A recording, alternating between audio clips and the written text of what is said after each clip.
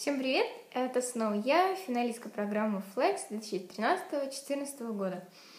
Это мое второе видео, и начать его я хотела бы с того, что отвечу на вопросы, которые мне задавали в течение этого времени. Ну что ж, начнем. Будешь ли ты снимать видео из Санта-Фе? Да, я собираюсь снимать эти видео. Конечно же, буду рассказывать о моих впечатлениях, о том, какой я вижу Америку, так сказать, моими глазами. Так, подумала, кому узнать, если не тебе. Во сколько лет американцы заканчивают школу? Это могла знать не только я, но вообще у американцев 12 классов, и потому чаще всего они заканчивают школу в 19 лет. Так, посоветую, как лучше учить английский. Может быть, сайты какие-нибудь, учебники, книги. Английский я училась с репетитором, и потому не знаю, что я могу посоветовать. Могу дать номер моего репетитора. Вся моя помощь, но вообще я предпочитаю слушать песни и смотреть видео на английском. Тебе поездку оплачивают родители? Нет, поездка полностью спонсируется департаментом Соединенных Штатов. То есть мне оплачивается каждая мелочь. По правилам Flex мне оплачивается только оформление загранпаспорта, да и, собственно, все, наверное. Так. Сколько стоит обучение в Америке? На этот вопрос, я думаю, я уже ответила. В американской школе будут такие же уроки или там все будет по-другому? Нет, в американской школе действительно все будет по-другому. Во-первых, я могу находиться на уроках не только со своим классом, но вообще, так сказать, если по-нашему, по-русски, со всей параллелью. И не только со своей параллелью, а еще с параллелью, например, 9, 10, 12, 11 класса, со всеми. В моей школе учатся 1500 человек, и это значит то, что с любыми из этих 1500 я смогу встретиться на любом уроке.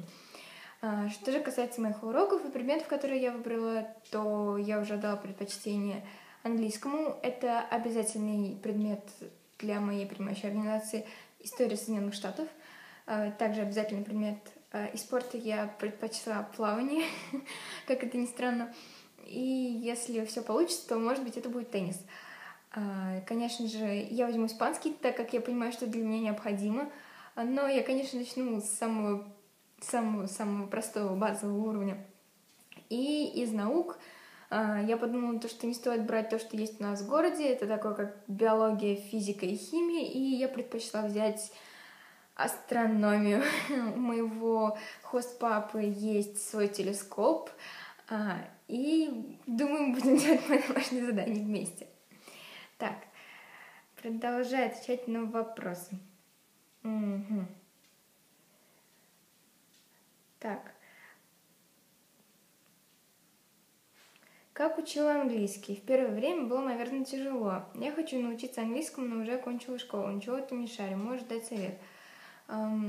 Я все-таки, наверное, предпочитаю квалифицированных специалистов, и потому, опять-таки, думаю, стоит сходить к какому-нибудь знающему человеку, чтобы он смог помочь тебе. Так. Сколько часов волонтерства в твоей принимающей организации? Это, наверное, задает мне вопрос очень знающий человек, потому что не каждый знает, что я буду отрабатывать волонтерские часы. В моей принимающей организации их не так уж и много, их всего 20. Думаю, я ответила на вопрос. Так, когда я уезжаю? Этот вопрос мне задают очень часто. Я знаю дату своего вылета, но я не хочу ее оглашать, потому что думаю, что мои близкие и люди, которым это действительно интересно, всегда могут меня спросить. А кому это не интересно, думаю, им не стоит лишний раз думать об этой информации, потому скоро, очень скоро, как только так сразу, но думаю, люди, с которыми я хочу увидеться, мы всегда найдем время, и они, конечно же, знают, когда я улетаю. Вот. Теперь хотелось бы немного рассказать о том, что происходило за этот месяц. Во-первых, я начала собирать свой чемодан. Это уже как-то подготавливалась к поездке. Во-вторых, я прошла PRIO, что расшифровывается как Pre-Departure Orientation, то есть предвыездная ориентация. Предвыездная ориентация проходила в городе Москва. Она длилась 3 или 4 дня, я, честно говоря, плохо ориентируюсь. Сначала мы целый день тряслись в поезде, и наша поездка с моим софлексером Екатериной из города Набережные Челны продлилась немного дольше, наверное, чем у остальных ребят.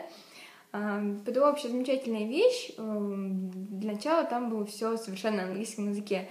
Мы сначала были немного в шоке, думаю, все были в шоке, но потом становится привычно, и на самом деле здорово разговаривать на английском языке постоянно.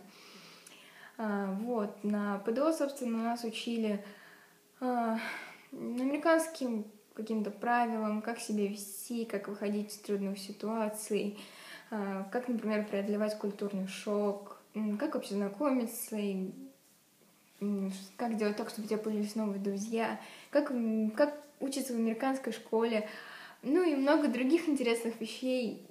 Что ж, не рассказать же все, что было на ПДО просто так. Впечатлений много, а самое главное, что мне больше всего нравится, так это то, что на самом деле я узнала, что флексеры — это такие классные ребята, вы просто не представляете. Они все здоровские, замечательные, зажигательные, они все просто прекрасные. Я не знаю, какие слова можно еще подобрать в их адрес. И теперь я узнала, после ПДО, кстати, я узнала, что где-то с 3 людьми с моего ПДО я полечу в один день. Меня это, кстати, очень обрадовало. А также пришла мне небольшая новость, то, что я лечу в Нью-Мексико не одна из флексеров, я лечу еще с 2 замечательными девочками, и меня это очень радует. Мы будем жить по соседству, и уже договорились, что будем уезжать друг к другу. Просто аламни того года сказали мне, что в Нью-Мексико в том году попал лишь 1 флексер. Теперь нас 3, и меня это тоже радует. Конечно, после моего первого видео мне приходило еще больше поздравлений, еще больше слов: какая же ты молодец, Карина, спасибо всем большое, мне хочется сказать это много-много раз. Спасибо огромное, это очень приятно. Каких слов я только не получила после этого видео, как будто бы 2-я волна. Ребята, ваши слова очень-очень приятные, и я не знаю, как найти слова благодарности за столь теплое отношение ко мне. Спасибо большое.